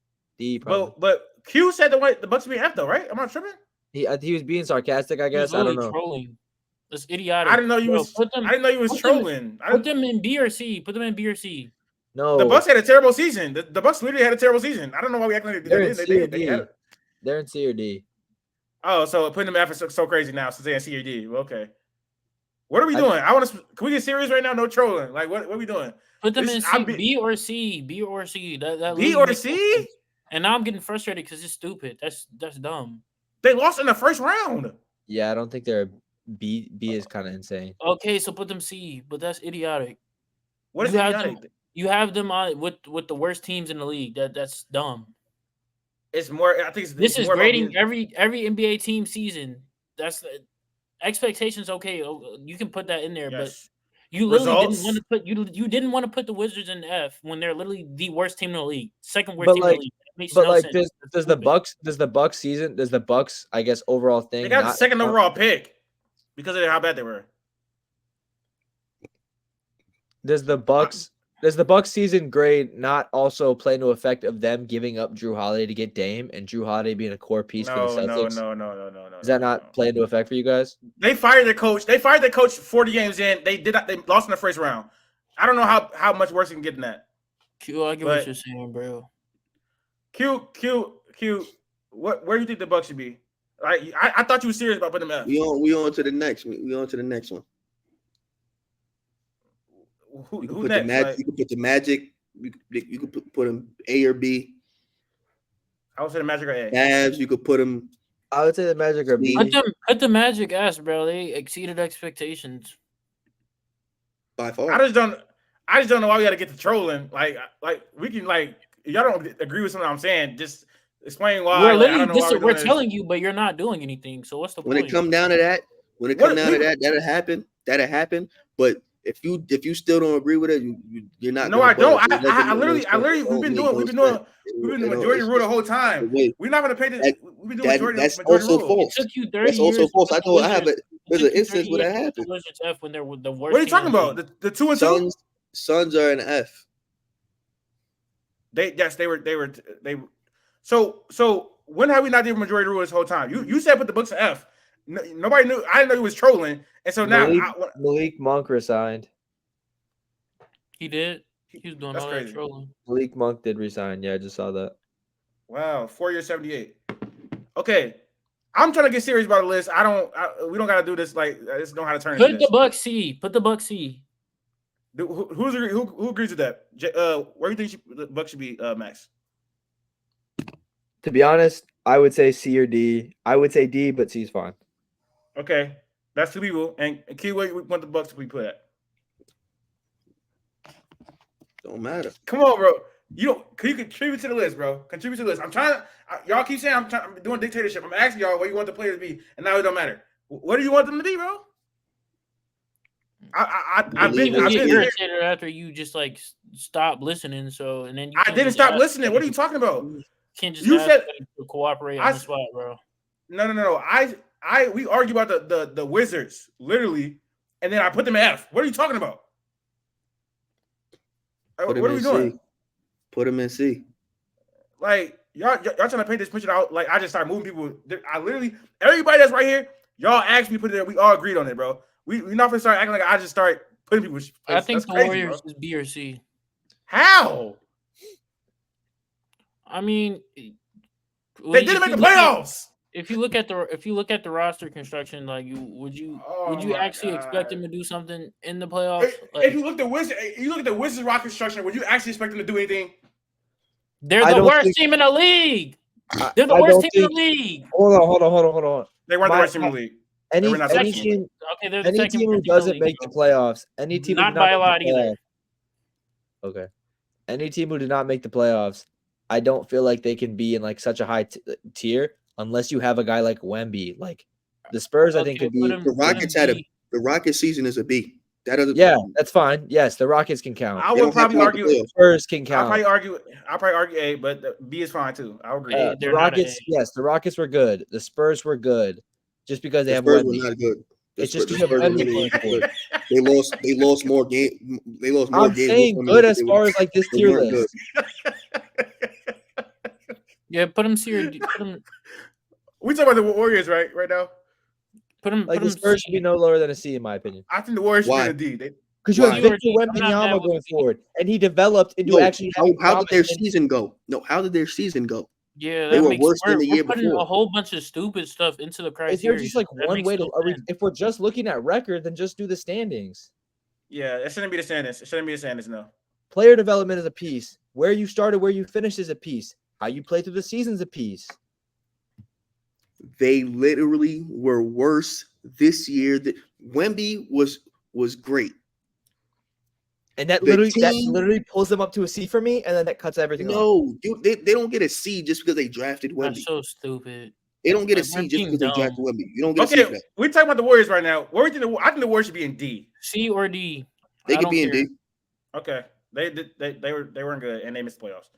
All right, so the Spurs right there. The Spurs right there. Yeah, I think the Spurs should be D. I'm cool with the Spurs at C, but that's fine. They didn't do anything. You're getting a C because they drafted Wemby. They ain't do anything other than that, like at all. They didn't get better. They didn't exceed expectations. They didn't do anything. They didn't meet expectations at all. Like everybody thought the team would get better. They didn't get better. They got worse. You got 2 top 10 picks going forward. Wemby actually developed into a. That's how did their season go? Don't tell me about their assets. How did their season go? They put themselves in a position to get 2 top 10 picks. The Wemby part is that's the only thing. So their season went bad. So you're telling me they're a C because their season went worse? No, it's a Wemby part. I agree. It's a Wemby part. That's all it is. Heat C. Put the Heat C. Do we agree with that? Yeah, Heat's up. Do we agree with that when it's somebody else, but when it's you? No, he's been saying it the whole time. Oh my God! See, that's what I'm talking about. I've not been saying that. Like, what are we doing? No, you've been saying, do you agree the whole time? I agree. Literally, bro. You say, do you agree? Yeah. Making the narratives up. So, Q, where do you want the Heat? Where do you think the Heat should be at? You can have them in C. They're not good. Okay. They lost in the first round due to injuries. Oh no, Max, where do you think he should be at? I don't know. It's a weird team.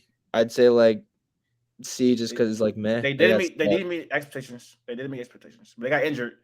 C, I guess C's fine. They were pretty disappointed to me. They were pretty disappointed me for the whole year to me. Pelicans B or C? I think C. I think B. You could put them in B. They made the playoffs. Yeah, I'll put them in B. And then Zion was healthy for the entire year, basically, until the last playing game. True. Lakers B. You can put them in C. I was gonna drop C as well. Yeah, it was pretty disappointing because you really think about it. Like, they could have been way higher if Darvin Ham wasn't trolling the whole year. The Clippers, I think B. What? Why would you put them over the Lakers? That doesn't even make sense to me. How many games did Kawhi play? The Clippers are pretty disappointing to me. I don't know. Bro, were we not saying if the Clippers have been one of the most disappointing teams for the past 5 years, bro? They lost in the first round. We were literally saying if the team that went to the finals. If this isn't the year that they win, then what other year? Like, that's literally what we were saying. And, like, it literally all collapsed. Yeah, they started playing bad to end the season, too. It wasn't just like it was like – so, okay, so where you got them at, C? C. Jaden? I would put them in D. Where you got them, Q? They could be right there with the Lakers. Okay, that's not bad. Max, you said where? Yeah, I think their expectations were a lot higher this year. Sacramento, I think Sacramento was pretty bad. I mean, to me, they didn't make the playoffs. Yeah. So what? You said D? Yeah. They regressed a lot from last season. They regressed from last season. Yeah. So, what you think, Jaden? D. Yeah. Cavs C. I was gonna go B. C. I mean, they made it further than last year. They met the expectation of making it past the first round. So I would go B too. Injuries killed it. They weren't gonna beat the Celtics anyways. They weren't beating Boss anyways. What you think, Q? I guess they could be a B. They could be a B. I just don't see how they're over Milwaukee, bro. Milwaukee should be lower, in my opinion. Milwaukee expectations were much higher than the Cleveland Cavaliers coming into the season. They traded for Damian Lillard and lost in the first round. And they fired their head coach after 40 games. I don't even know what the conversation is about. They should be lower. They should be in D. They didn't have a point of attack defender, bro. Like it can't all be on Dame's shoulders, bro. Like that doesn't make that literally just doesn't make any sense, bro. It's not. What Milwaukee roster construction, like that has to matter. Like you can't just. I want to ask the panel. Was the Milwaukee Bucks championship expectations coming to the season? Yes or no? Yes. Yes. I had Boston. Yes. They lost in the first round. They did like the excitement of getting Dame, the allure of getting Dame, so a top point guard in the league, top 3-point guard in the league, before the season started. Yes, that sounded great. But when you actually saw them, and then you're like, damn, that's part of it, though. That's part of it. I mean, I guess it does, but they didn't even play a game. And then once you like looked at the team, then you're like, okay, this doesn't. What were the Cavs' expectations to win a playoff series? Yes, it was. What did they do? Win a playoff series. At bare minimum, they're a B. I just don't think they're over the Bucks, but I wouldn't. What? I don't think the Bucks should be over some of these other teams. I don't think that's bad. So I mean, you could put them B. Pacers. I don't B. think the Pacers close to be A. I think could be. They made the Eastern Conference Finals. Right now. Pacers A. We want to critique how they got there. I understand that, but Q, what you think though? Let me put them A. I ain't gonna lie, the Bucks being in C is a travesty, bro. Come on, bro. Suns, they had an extremely disappointing season. Borderline F, but I go D. They're bad. F, I got F too. Q, F. They didn't come close to expectations. I was gonna say D. They didn't win a playoff game. Yeah, they got swept, bro, in the first round. I think the Bucks are a little bit better than the Suns, but I think they're on similar spots. I will also agree with that, but the lowest they should go is D, and I'm not budging on that. The Suns, that's stupid. That's stupid to have them with Pistons, bro. That's dumb. That's stupid. Brother, they lost in the first round. Expectations can't be everything. Like that literally can't be everything. They're not. Their season also wasn't a great season. They didn't have a great season at all, no. Okay, but they're way better than the Bulls, way better than the Wizards, and way better. But again, like what Q was saying with the Spurs, like you can't talk about assets going forward. We're not looking next year. We're looking at this year. Okay, they didn't have a great season. They didn't make expectations at all. Like not even close. Those should factor in, but it shouldn't be the end all be all. Like it's not. So what's the other criteria? What's your biggest? What's the biggest part of finishes? What they got swept. They got swept. What the fuck? Yeah, they got swept in the playoffs. What did the Bulls and the Wizards and the Pistons do in the playoffs? Did they even get close to the playoffs? They don't have Kevin Durant. They don't have Kevin Durant, Bradley Beal, and Devin Booker.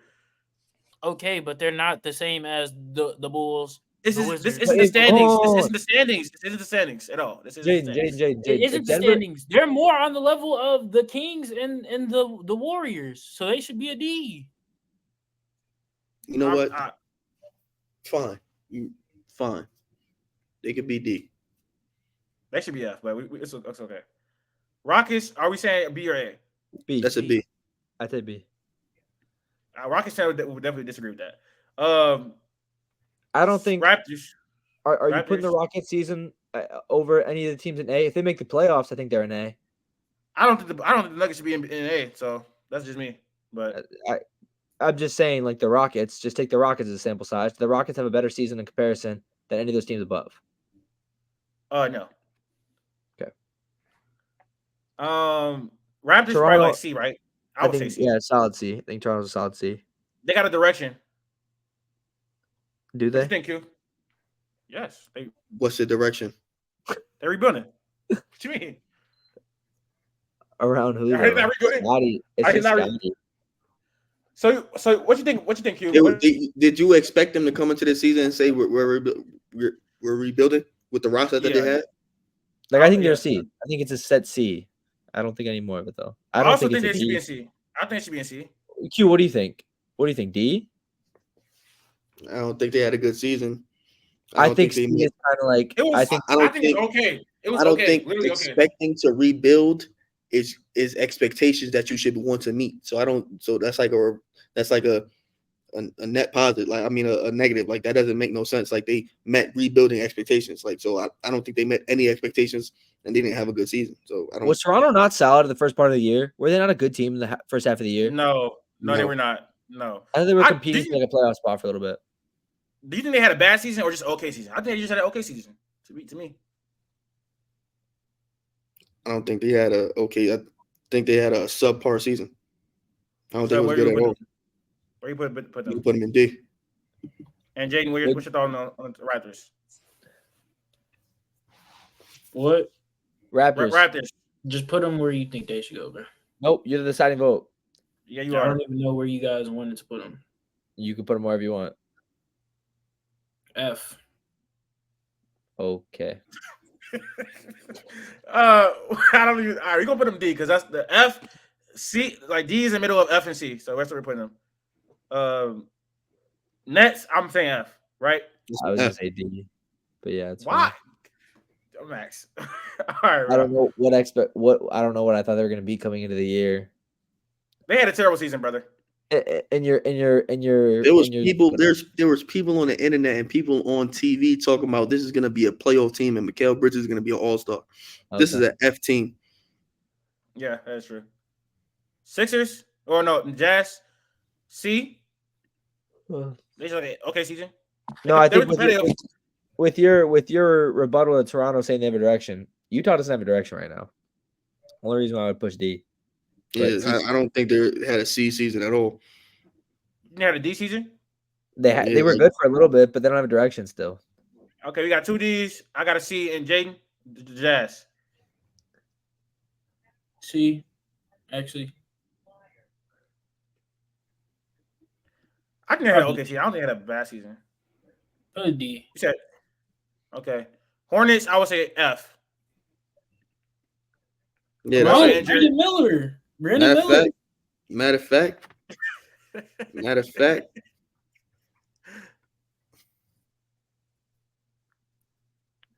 terrible season. I'm gonna put them in D. I agree. I'm gonna put them in D. What? They have Brandon Miller. I don't think their season was. I don't think their season was as bad as the other teams. I don't even want the Spurs in D because I don't think they did anything. I don't think they met expectations. I don't think they got better. Exactly. You know what I'm saying? But they have they had to be there for the same logic. The Hornets also have to be there too. Because Brandon Miller is not going to be. They got Brandon Miller. They have Brandon Miller and LaMelo Ball. That's the LaMelo missed the entire season, brother. He missed the entire season. And you add Brandon Miller and Wemby,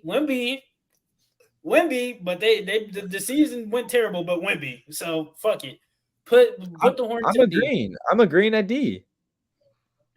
I'm telling you, I don't know if you get it, Max. I'm telling you that it's stupid that they're up there, but that's you said you put them in D too. You literally just put the Hornets in D as well. Because the Spurs are there.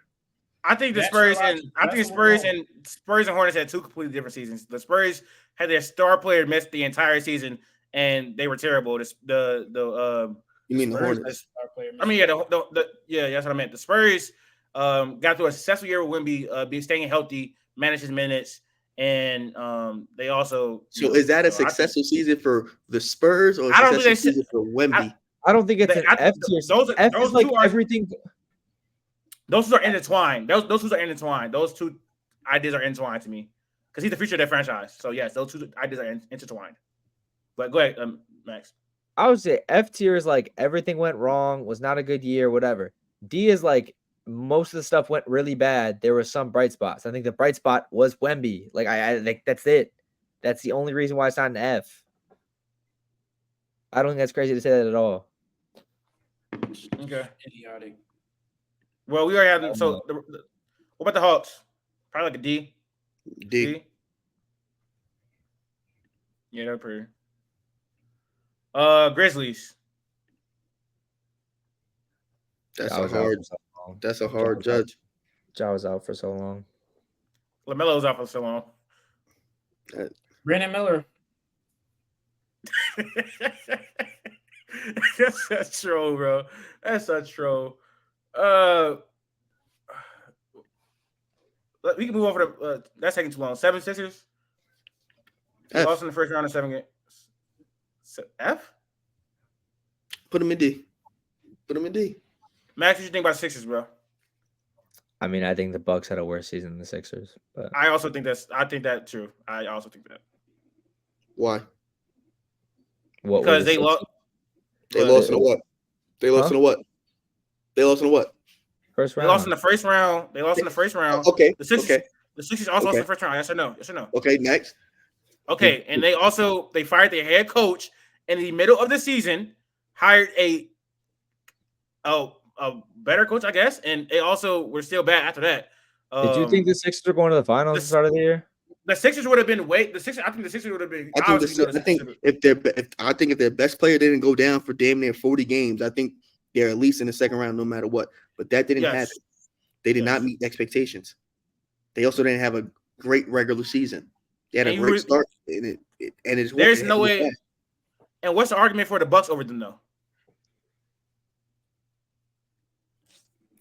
You're right. Okay, right. So there's no way they could be F and the Bucks are in C. That's ridiculous. The Bucks season was crash and burn, bro. Drop them both the D, and I'm fine. I think they should both be in. I think the Bucks should be in F. I would probably have a. You can put them in C. I don't think the Sixers had a C tier season. I'm fine to drop the Bucks to F, but C. But Miami didn't do better than the 76ers.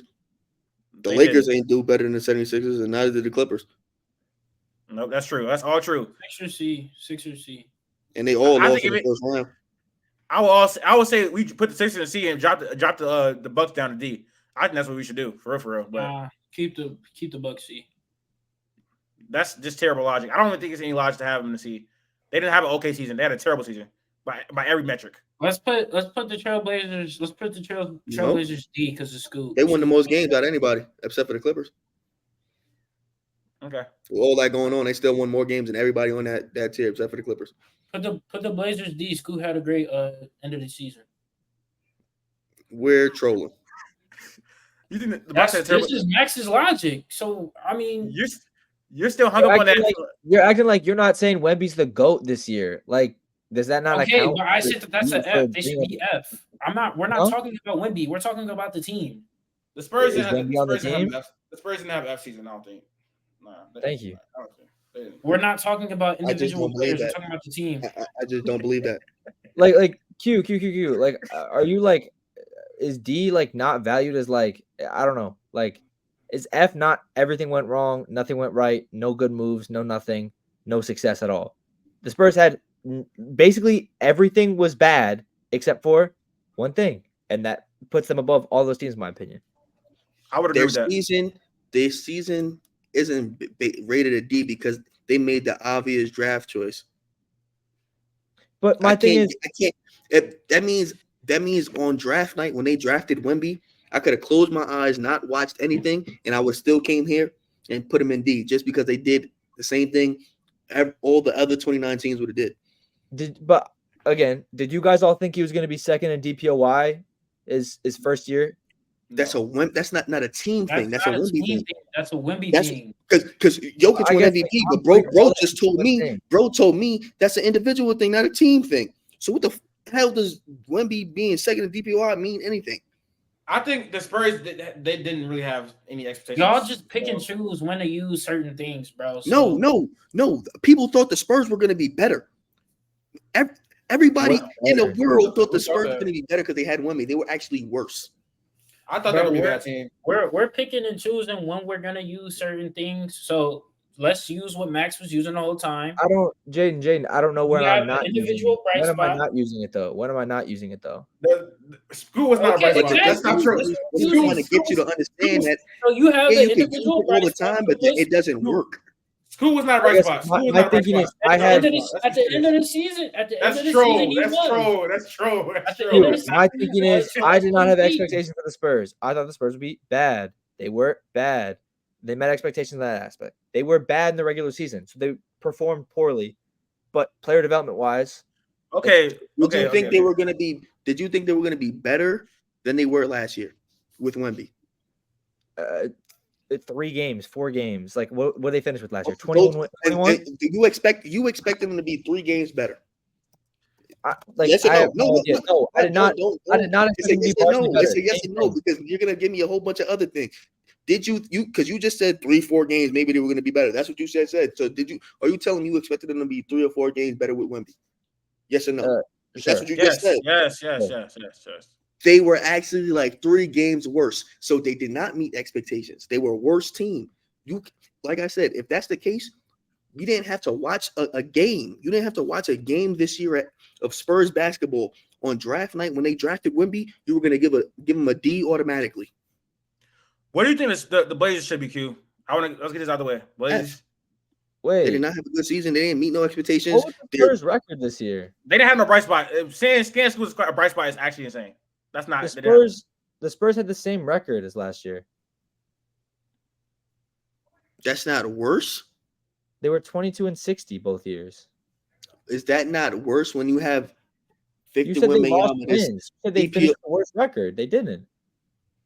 I thought it was like one. I thought it was like they finished like with 1 less win or 2 less wins. 22-60 and 22-60. They weren't a better team. Yeah, but again, if I expected we got a Blazers F. You're giving them a D based on something that they did literally a year ago. But so we got Blazers F up from Q. Max Blazers. Q said Blazers F. Yeah. They literally did not. They had no bright spot. That's well. I guess the role players. Aiden didn't work out. Aiden didn't work out. Scoot didn't work out. Scoot was a bright spot at the end of the season. Wemby was a bright spot. Wemby is a bright spot, even though that has nothing to do with the team. We have Brandon Miller. That does have something to do with the team. And nobody wanted to put the Hornets in. It had something to do with the team, but it had no impact on the team's success. They were still trash. One of the worst teams in the league. They should be F, but it's Scoot did not have a bright spot. We're putting the Spurs D because of Wemby. That's literally what we're doing.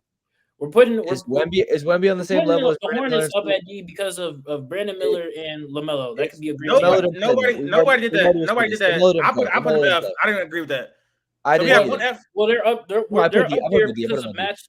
They're up there because of Max logic. So at the end of the season, Scoot, the generational point guard, generational guard prospect, had a good end to the season, so he should be D. That's not enough. That's not enough. I don't know why we're in it. I don't know why we're switching up the criteria at the end because that's what Max was doing the whole time. So let's put a D. No. We got an F from Q. We got an F from me. Max, what's your placement on the Blazers? Doesn't matter. You can go D. Doesn't even matter. No, we're not doing that. What's your placement on the Blazers, bro? So we can end this off. You have two. We have one more name at that. F. All right, we put him F. Now the Grizzlies. Why not D? Why not D, Max? We were going off of one player the whole time. They could be Grizzlies. A D. I would also agree with. I would also agree with a D. They just didn't. They didn't have Ja. It's like they didn't have expectations, but Desmond Bane broke out. Yeah, he did. Oh, and they got Gigi Jackson broke out too. A lot of shit happened for them. Vince Williams broke out too. So a lot of shit happened to him. So why not C? What why not talking C? about? The only unfortunate thing was Ja, but we had so many people break out. So why not C? They also were terrible. That was also unfortunate. But a lot of people broke out and improved. So why not C? That matters. That's a part that they're part of the team. That so I got D. That matters. Just like Wemby matters. So I feel like C. D for me. Q, D. Max. D's fine. All right, we put him D. Hey, fuck it. We should put him A. But that was that was great in every NBA team's season. A lot of like mixed agendas and criteria that got thrown into that. It's just not an accurate list at all, in my opinion. But appreciate you guys for watching. All the socials are at the top. Make sure you follow. Make sure you subscribe. It's free. What are you doing, bro? 98th episode. Almost 2 years into it. We need 100 episode special. That's gonna happen. Appreciate 1,200 subscribers. We're on the way up. But yeah, appreciate all the support. Keep supporting, and we're out.